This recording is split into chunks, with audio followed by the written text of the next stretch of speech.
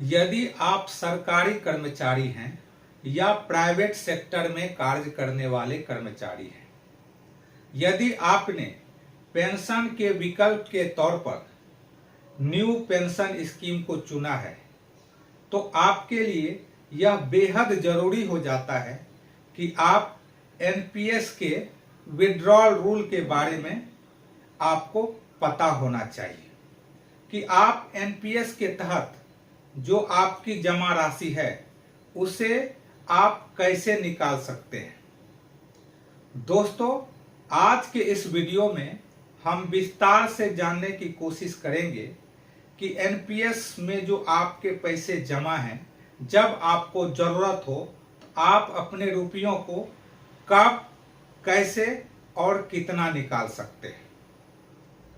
मेरा नाम मोनी कुमार वर्मा है और आप सभी का अपने YouTube channel knowledge churning by MK में हार्दिक स्वागत करते हैं और विस्तार से जानने की कोशिश करते हैं कि एनपीएस में जो आपकी जमा राशि है उसे आप कब, कैसे और कितना निकाल सकते हैं।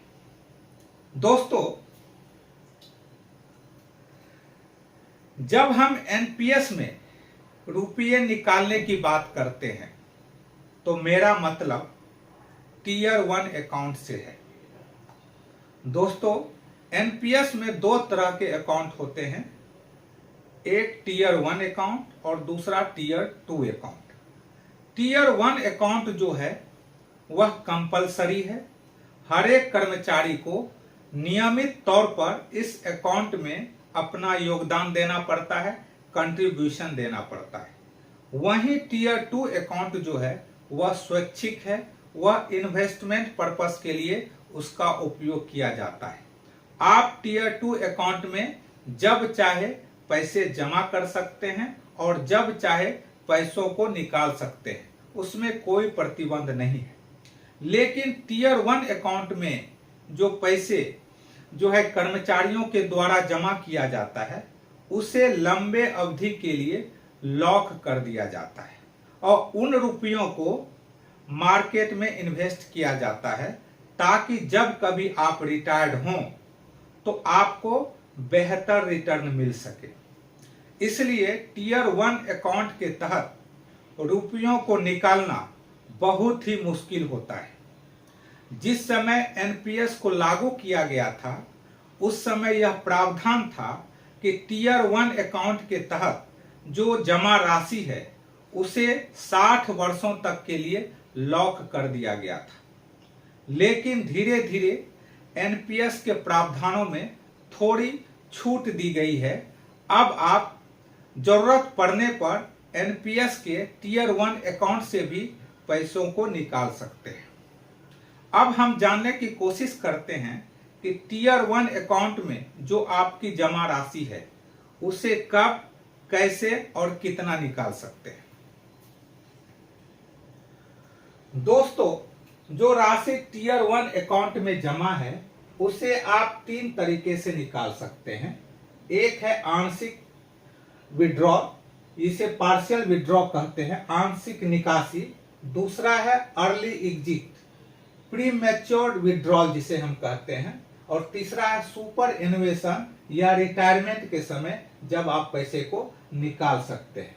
तो टीयर 1 अकाउंट में जो आपकी जमा राशि है उसे आप 3 तरीके से निकाल सकते हैं।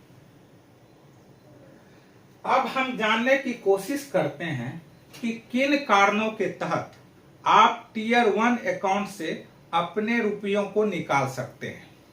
दोस्तों, जब कोई कर्मचारी हायर एजुकेशन के लिए विदेश जाता है या देश के अंदर ही अलग अलग जगहों पर जाता है, उस समय उसे रुपयों की जरूरत होती है। यदि आप हायर एजुकेशन के तहत शिक्षा प्राप्त करना चाहते हैं और आपको रुपयों की सख्त जरूरत है तो आप एनपीएस के तहत पार्शियली विड्रॉ कर सकते हैं, आंशिक निकासी आप कर सकते हैं। दूसरा है मैरिज। यदि कर्मचारी के घर में उनके बेटे या बेटियों की शादी है और उसके लिए उन्हें पैसों की सख्त जरूरत है तो आप पार्शियली विड्रॉ कर सकते हैं। तीसरा है मेडिकल ट्रीटमेंट। यदि कर्मचारी कोई गंभीर बीमारी से ग्रस्त है या परिवार का कोई सदस्य गंभीर बीमारी से ग्रस्त है या कोई दुर्घटना हो गई है, एक्सीडेंट हो गया है और उस समय पैसों की सख्त जरूरत है, तो भी वह पार्शियली विड्रॉ कर सकता है। और चौथा है कि घर खरीदने के लिए हर एक कर्मचारी की यह सपना होती है कि उनका एक घर हो। यदि वह घर खरीदना चाहता है अपने नाम पर या अपनी पत्नी के नाम पर, तब वह टीयर 1 अकाउंट से आंशिक विड्रॉ कर सकता है। ये 4 कारण हैं जिस आधार पर आप टीयर 1 अकाउंट से आंशिक विड्रॉ कर सकते हैं। अब ये जानने की कोशिश करते हैं कि पार्शियली विड्रॉ के तहत आप कितनी राशि निकाल सकते हैं। दोस्तों, पार्शियली विड्रॉ के तहत पूरे जो सर्विस काल है उसमें जो आपके द्वारा जमा की गई राशि है, जिसमें सरकार के द्वारा जो जमा की गई राशि है वह शामिल नहीं है, उसका आप 25% निकाल सकते हैं। और वह जो 25% राशि है वह आप 3 बार निकाल सकते हैं।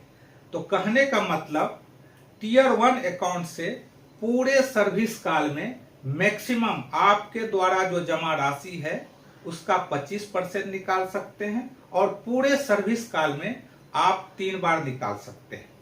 अब यह जानने की कोशिश करते हैं कि जो टीयर 1 अकाउंट से आपका रुपया है वह आप कब कब निकाल सकते हैं। तो पहली निकासी के लिए जरूरी है कि आपका एनपीएस अकाउंट जो है वह 5 साल पुराना हो, तभी आप एनपीएस से पार्शियली विड्रॉ कर सकते हैं।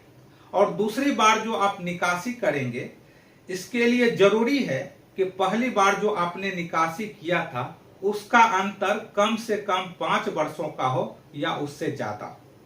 वही शर्त तीसरे निकासी के लिए भी है। इसके लिए भी जरूरी है कि आपने जो दूसरी बार निकासी की थी उसका अंतर 5 या 5 वर्षों से ज्यादा हो। तो पूरे सर्विस काल में आप केवल 3 बार ही पार्शियली विड्रॉ कर सकते हैं। अब हम जानने की कोशिश करते हैं कि प्री मैच्योर विड्रॉ या सर्विस से जो एनपीएस से आप जब एग्जिट करेंगे तब भी आप एनपीएस से जो है आप रुपयों को निकाल सकते हैं। अब एग्जिट की बात, कोई सरकारी कर्मचारी इतनी आसानी से जो है एनपीएस से एग्जिट नहीं कर सकता, एनपीएस को छोड़ नहीं सकता। लेकिन प्राइवेट सेक्टर में जो कार्य करने वाले कर्मचारी हैं उनके लिए यह जरूरी नहीं है कि वह एनपीएस में बने रहे। उनकी इच्छा पर इस निर्भर करता है कि वह कब तक अपने इच्छा अनुसार एनपीएस में बने रहते हैं। यदि वह 60 वर्ष से पहले एनपीएस को छोड़ते हैं तो आप यह जानें कि आप कितनी राशि उस समय एनपीएस से निकाल सकते हैं। तो आपके द्वारा जो जमा राशि है और उस पर जो रिटर्न मिलता है उसे हम लोग कॉर्पस कहते हैं। तो जब कोई कर्मचारी 60 वर्ष से पहले एनपीएस को एग्जिट करता है या छोड़ता है तो उसका जो कॉर्पस है उस कॉर्पस का मात्र 20% जो है वह निकाल सकता है और 80% राशि जो है उसको एन्युटी में इन्वेस्ट करना पड़ेगा और वह कई तरह के एन्युटी उपलब्ध होंगे, उसे चुनकर लंबे समय तक पेंशन का हकदार हो सकते हैं। तो यदि आप 60 वर्ष से पहले एनपीएस को छोड़ते हैं तो केवल आप 20% राशि ही जो है निकाल सकेंगे जो आपका कॉर्पस है। अब हम जानने की कोशिश करते हैं कि एनपीएस के तहत यदि आप पूर्ण रिटायरमेंट करते हैं, कहने का मतलब 60 वर्षों का जो है उम्र आप प्राप्त करते हैं या पूरी सेवा देते हैं सरकारी सेक्टर में या प्राइवेट सेक्टर में, तब आप कितनी राशि निकाल सकते हैं। तो दोस्तों, उस समय जो आपका कॉर्पस होगा उसका आप 60% राशि जो है उस समय आप निकाल सकते हैं और कॉर्पस का जो 40% राशि है उसके लिए आपको कोई एन्युटी प्लान चुनना पड़ेगा और जिसके तहत आपको लंबे समय तक उसमें जो है पेंशन मिलेगा। अब हम जानते हैं कि यदि कॉर्पस की राशि 5 लाख रुपये से कम है तो आप उस राशि को पूरा ही निकाल सकते हैं। यदि कॉर्पस की राशि 5 लाख रुपये से ज्यादा है तो आप मात्र 60% निकाल सकते हैं और 40% को जो है किसी एन्युटी प्लान में आपको इन्वेस्ट करना पड़ेगा जिससे आपको जीवन पर्यंत पेंशन मिलता रहे। अब हम जानने की कोशिश करते हैं कि यदि आप एनपीएस से निकासी करते हैं तो उस समय आपको कौन कौन सा डॉक्यूमेंट जमा करना पड़ेगा। दोस्तों, एनपीएस से निकासी के लिए आप 2 रास्तों को चुन सकते हैं। पहला है ऑनलाइन और दूसरा है ऑफलाइन। ऑनलाइन में सेंट्रल रिकॉर्ड कीपिंग डिपार्टमेंट के वेबसाइट पर जाना पड़ेगा। वहां आपको एनपीएस विड्रॉल जो फॉर्म होता है उसको भरना पड़ेगा। उसी तरह ऑफलाइन में भी जो है जो निकासी फॉर्म है उसे आपको भरना पड़ेगा। फिर वहां कुछ कागजात आपको जमा करना पड़ेगा। पहला है कि आपका आईडी प्रूफ आपको अपलोड करना पड़ेगा। दूसरा एड्रेस प्रूफ, उसे भी आपको अपलोड करना पड़ेगा। तीसरा जो आपका बैंक डिटेल्स है उसे भी वहां अपलोड करना पड़ेगा। साथ ही साथ प्राण का जो आई कार्ड है उसे भी अपलोड करना पड़ेगा। फिर आपको वहां पर 3 विकल्प मिलेंगे, एक पार्शियली विड्रॉ का, दूसरा प्री मैच्योर्ड का और तीसरा सुपर एन्युएशन का। तीनों विकल्प में से किसी एक विकल्प को आपको चुनना पड़ेगा और जिस विकल्प को आप चुनेंगे या जिसकी आपकी पात्रता होगी तभी आप रुपये को विड्रॉ कर सकते हैं। और यह पूरी प्रक्रिया जो है 7 दिनों में खत्म हो जाती है और 7 दिनों के अंदर आपके अकाउंट में जो है एनपीएस का रुपया आ सकता है।